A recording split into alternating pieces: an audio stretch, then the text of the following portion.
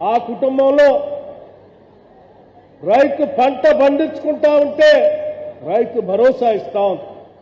ఆ కుటుంబంలో అప్పు తీసుకొచ్చి బ్యాంకుల ద్వారా వ్యవసాయం చేసుకుని ఉంటే అప్పులు భారం పడితే వాళ్ళకి 2 లక్షల రూపాయలు రుణమాఫీ చేసింది. ఆ కుటుంబంలో పిల్లలు చదువుకుంటా ఉంటే కావాల్సిన విధంగా రెసిడెన్షియల్ పాఠశాలలు పెట్టింది.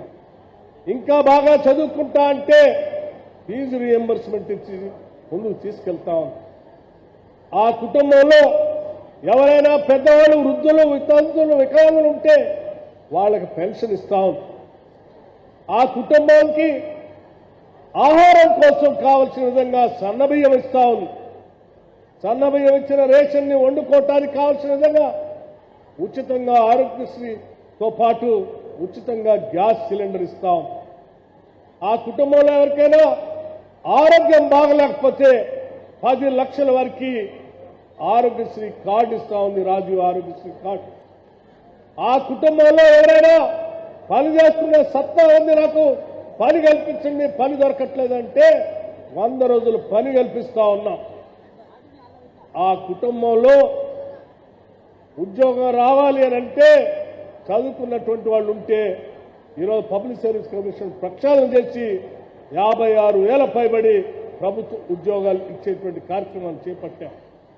ఆ కుటుంబంలో ఒకవేళ ప్రభుత్వ ఉద్యోగం రాకపోతే సెల్ఫ్ ఎంప్లాయ్మెంట్ మీద బతకటం కోసం కావలసిన విధంగా రాజీవ్ యువ వికాసం అని చెప్పి సెల్ఫ్ ఎంప్లాయ్మెంట్ స్కీమ్ కింద 8,000 కోట్ల రూపాయలతో సెల్ఫ్ ఎంప్లాయ్మెంట్ స్కీమ్ తీసుకొని వచ్చాం.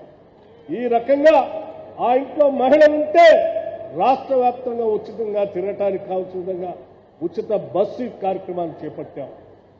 ఆ ఇంట్లో మహిళ ఉంటే డ్వాక్రా సంఘాల్లో చేర్చి పెద్ద ఎత్తున వడ్డీ లేని రుణాలు ఇస్తా ఉన్నాం.